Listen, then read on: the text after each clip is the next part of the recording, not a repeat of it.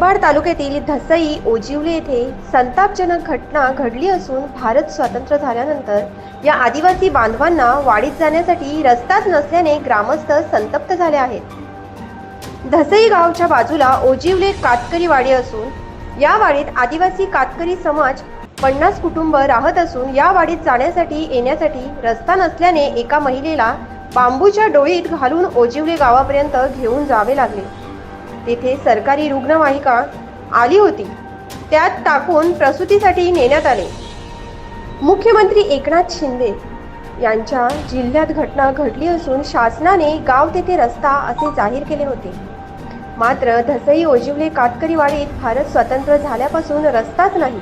ही गंभीर बाब येत्या विधानसभा निवडणुकीच्या आधी लोकप्रतिनिधी यांनी लक्षात घ्यावी, अन्यथा निवडणुकीत ओजिवले वाडीत पुढारी यांना येऊ देणार नाही असे गावकरी यांचे म्हणणे आहे। आजचा